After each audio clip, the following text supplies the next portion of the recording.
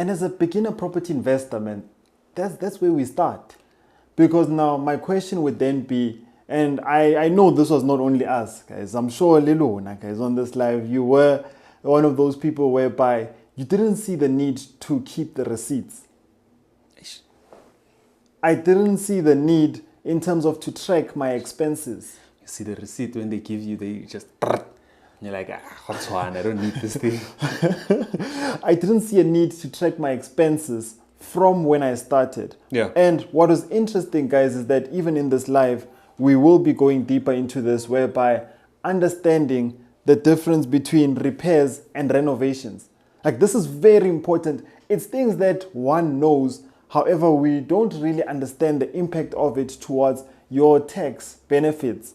Guys, there's a difference between repairs and renovations. And that's what we'll be speaking about in this live. How does that affect your pocket? My thing is that if I'm running my business unprofessional or in an unprofessional manner, right? Yeah. My thing is that what is my long-term goal, or do I have a long-term goal? Yeah. There's some people that have the back room, and their only reason for them to have those back rooms is just to live hand to mouth. Okay. Right, with those rooms, right? So say for instance, you look at Makoko, ne? She has her back rooms there. She's not thinking that, you guys, 9-10 years, I want to have 20 millions of money coming into my account. That's not what she's thinking, right? Then on the other hand, you'd have Neo that says that, you know what, this thing, I want to run it as a business, and I want to be as efficient as possible with regards to my growth and with regards to opportunities that I can actually get if I do run it as a professional, in a professional manner, right? Yeah. Now, for someone saying that, guys, for me, it doesn't really matter if I grow or not. In actual fact, I just don't want to grow. I'm okay with where I am right now. I just have 15,000 coming into my bank account on a monthly basis, or I get 15,000, I knock on everybody's door, I get 15,000 on my hand, I use it for my monthly salaries, and it's okay for me. Then I can't fight with you, right? I can't fight with you, because that system actually works for whatever you're doing, because you'd be saving on bank costs, you'd be saving with SARS. Hopefully they don't do, apparently there's this lifestyle audit that people do. But here's the thing, bro. Are you really saving? Because if you are to be investigated, you're in trouble, bro. Yeah, that's why I was about to say that you just pray that these guys by the lifestyle audit, or if they do come and audit you in terms of where are you actually getting your money, then it might be a bit of a problem. It's going to be a huge issue, bro. So for me, it's not even you are saving. You are just dodging a bullet whereby the day it's going to come back, Zokala, bro. Yeah. And that's something that we really need to be mindful of. As much as one can still say that, no, me, I'm fine where I am right now. I just want to collect my 15,000. But now the real question is that if it does happen whereby it gets beefed up, that system gets beefed up, and now they find you, will you face the music? Yeah. It's that question of, in accounting, right, that there's a difference between tax avoidance and tax evasion. Yeah. Right? There's tax avoidance and tax evasion, right? So now, with tax avoidance is that you are using the laws in order for you to actually pay as minimum tax as possible. That's right. Right? That's tax avoidance. And then tax evasion is you collecting that money, but you're not telling SARS. So you actually, at the end of the day, not paying any taxes. So that is a criminal offense. So I think that's something that Neo had just actually addressed right now. Yeah. That if you are going to be going that way, that's something that you should have at the back of your mind. Yeah. I know someone is like, but I didn't ask the government to build my house. I didn't ask the government to do anything. But at the end of the day, guys, we have a tax obligation as citizens of South Africa to actually pay taxes or try to avoid taxes by using the law. You know, the thing is, guys, as property investors, we all run away from, and I've seen this, not we all, man. A lot of property investors, especially beginner property investors, we're running away from something that we don't know. Now, to me, I get really confused because you find out a beginner whereby their net, it's not even 1,000 Rand the whole year, but then you are doing evasion. You're running away. It's evasion, but your net, it's not even more than 1,000 Rand a year. like the question would then be, you looking at the risk itself, that's a criminal offense whereby you shouldn't even be paying because of your net doesn't fall within a certain bracket. Guys, remember, let me simplify this. Remember at work, right? Especially when you have an intern who's earning about, I'm not sure in terms of the tax brackets, but you look at it, an intern who's earning about 4.5 thousand, and then you look at it annually, you might find that they are not paying. They are not paying SARS because of the bracket they fall in. Whereas, okay, Lebu's about to check it out, right? Whereas when you're looking now at as someone who's earning 5.2 million, you find out that they paying SARS X amount. So what investors, especially property investors, what they miss is that even in property, the same rule applies. So before now you fall on the wrong side of the law, you need to understand that, but were you supposed to be paying tax? Now you might find out that based on your income versus expenses, you in a situation whereby all you need to do is just to declare, because you find out that your net is in a bracket whereby you're not supposed to be paying so much. Yeah, it's 95,000. Sure. It's 95. Can you please read that first thing so that at least we're all on the same page, man? Okay. So read everything there. No, just what you said, 95,000 annual in terms of explaining it better. So what we're basically saying is that with tax, right, there's something that's called a tax threshold. Yeah. So for the accountants that are here, guys, we are together. So tax threshold basically says that this is the minimum, or this is the amount. If you are getting paid above this amount, then you are liable for paying tax, right? So if you are younger than 65 years, the tax threshold is actually 95,000, right? Sure. So if I'm saying 95,000, this is for personal, right? Not for business, this is for personal. Okay. So if we're saying that 95,750 divided by 12, it means that it's 7,979. Sure. So if I'm earning below 7,979 on an annual basis, this ultimately means that I do not have to pay tax. On a monthly basis. Yeah, on a monthly basis. Yeah.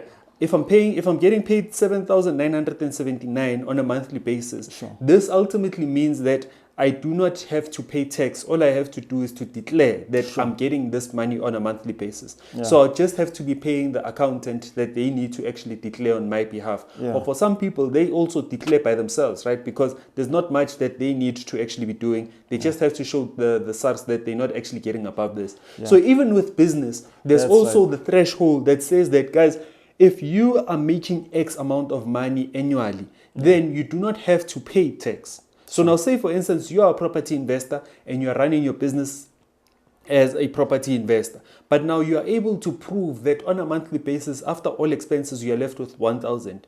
Now, if you're going to say 1,000 multiplied by 12, that equals to 12,000. Sure. Now, 12,000, you then ask yourself that, is it part of the threshold or not? If it's not part of the threshold, then you shouldn't be worrying about actually paying taxes. But now once it starts going above the threshold, that's when you can start worrying. And for most people, that's not something that you should actually be worrying about. Yeah. So now can you please just explain, Jorge, why should people run it as a business? Or what are the pros of running it as a business? The pros, guys, is that, remember something, is that as soon as you start declaring, especially once I say that after a year or two, I want to buy another property. Okay. Now, it's very important now to provide evidence that with whatever I have, I've got affordability. Now, as soon as that I'm hiding this affordability in terms of the cash that I'm getting, now, yes, you find out that, let's just say that I'm getting 50K from my property every month. But now, as soon as I'm hiding it from the bank, ultimately, what does that mean for my affordability? It means that it's still low. Yeah, you don't have proof. I don't have evidence that there's a surplus or there's an increase and I can afford X amount. We're not providing justice to our affordability by us running away from this. So to me, it's more of a growth element that as soon as I start hiding, I'm restricting my growth. Restrict your growth, Baba. Yeah. Now let's get into it. So guys, we need to then understand, right? This is the interesting part when it comes to the tax, right? You can look at it two ways, right? Because at least we've been in the industry and we've made these mistakes and sat down with our accountant and then we're able to see, but no man, we had to look at it this way when it comes to rental and also when it comes to flip. So when it comes to flip, that's when we'll be talking about capital gains, tax, which is CGT. However, now when it comes to rental, we need to then understand again how this works. So we need to remember something, right? Is that when we're running this as a business, we need to then understand that SARS would then be looking at us in terms of income versus expenses net, which is very important, right? Because you might look at it that, yeah, I'm getting 50,000, but now you mess it up in a sense whereby you're going to say 50,000 multiplied by 12, of which it doesn't operate that way, whereby they'll just be focusing on that amount. So what is going to happen is that they will be asking us that which expenses will be used as business. So in this case, yes, we are looking at the bond interest. Secondly, we are looking at the rates that we are paying. Thirdly, we're looking at the levies. And then also insurance. Lastly, the property management costs. So what happens is that, yes, let's just say that you are collecting 50,000 a month. But then now you realize that with all these other expenses, they are probably at about, let's say, 40,000 or 45,000. So then what's going to happen is that the 50,000 minus the 45, and then when you're looking at it from an annual perspective, that's when you look at where are you within the threshold. So now that's what we need to understand as investors. Instead of just say that I just want to run away from the onset, not necessarily understanding that the only thing that you had to do was declare, because as I did mention, what's important in this case is our net. And I did mention that how net is calculated. It's our gross, which is the 50,000 that we're collecting, subtract all of those monthly expenses that I listed, and then you look at it from an annual perspective. Yeah. Now, so we are saying that there's a difference between income and taxable income. Okay, I'm listening to you. So there's income and then there's taxable income. Sure. So income is basically the income that I have received.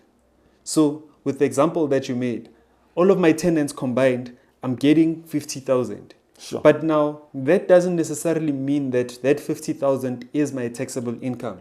100%. So now from that 50,000, we then have to understand that how much are our expenses that we can use to minus from that business. Because remember, guys, not all expenses are tax deductible. 100%.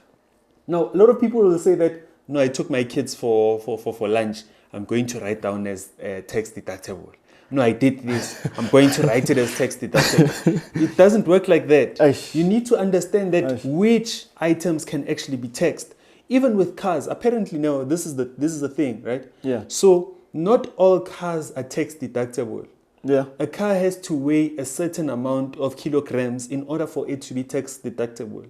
I was shocked when I heard this. So that's why you see, like when you're the prestige guys, when they buy cars, they don't buy your small cars, they buy heavy cars, because those cars are actually tax deductible. So this is something that I also just bumped into, guys. If you do have a tax specialist, please do consult them about this. But this is a thing that if you are going to be buying a car and you're buying a car that is, I think it was 5,500 kilograms, Yeah. then you are able to actually write it as a tax write-off. But now with regards to property investing as a business, the ones that Neo has actually talked about, that it's your bond interest, it's your rates, it's your levies, insurance, and property management that are the ones that you are able to say that, no, from this 50,000 that I've collected, please minus these, and then that's the taxable income that I can actually get. Okay. So now if you're in a situation like Neo, what Neo said right now, whereby you're earning 50,000, right?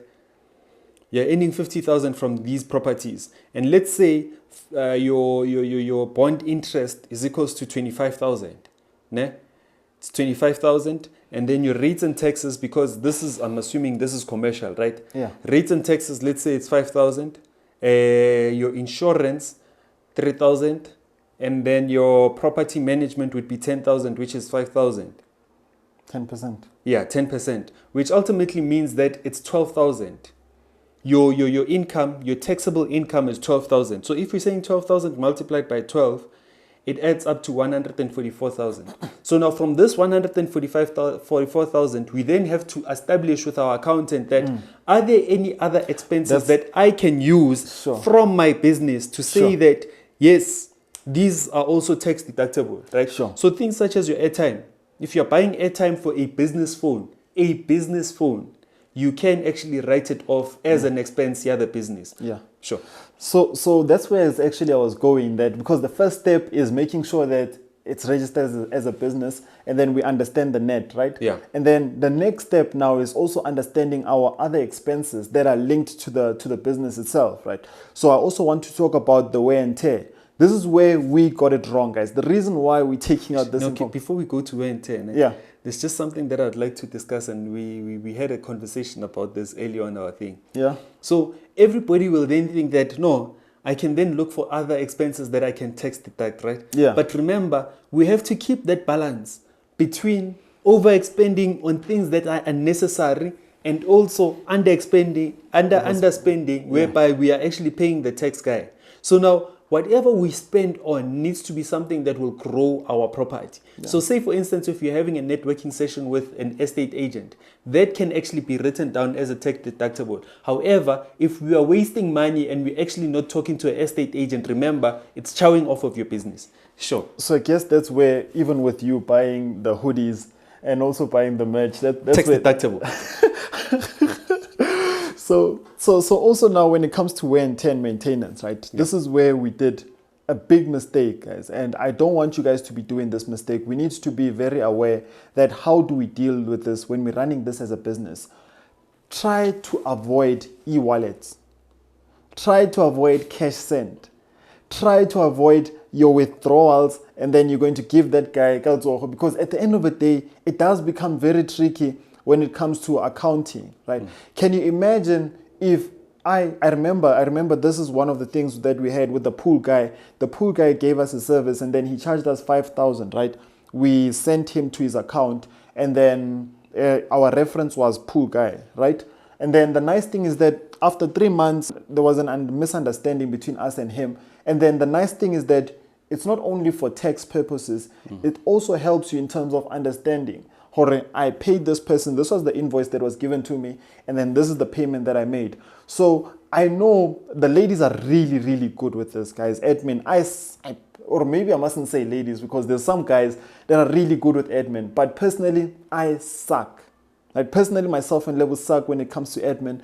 But however, now when it came to F&B, I'd like to really give it up to the F&B guys. When it comes to F&B business solution, it's really top tier. So what it does is that it allocates the different expenses and then now it sort of puts it in a systematic way whereby you know that these are your expenses and this went to this person. So personally, when it comes to the wear and tear maintenance... This is not sponsored, eh? Yeah, this is not sponsored. Hopefully they'll come on board, bro. Yeah. So ultimately, when it comes to the wear and tear, guys, please be careful when it comes to these e-wallet transactions or you withdrawing, because imagine at the end of the year, guys, like when it comes to the maintenance of a property, you're probably doing a lot of transactions. Can you imagine at the end of the year, you've got 5 properties, and then now you're sitting looking at these numbers, you're like, okay, Mokin sits at 1.2. Dagin sits at 500. This I did this I did that. And then now you're trying to balance this with your accountant. He's asking you, hey, Baba, what did you do with this 1.2? It's tough.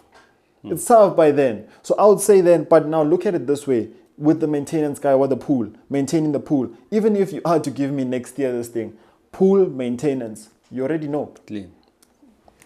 So, and also the reference, man. I remember the first time when we were still going into business, and you'd send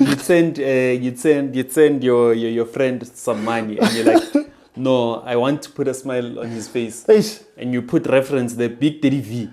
Big 30V.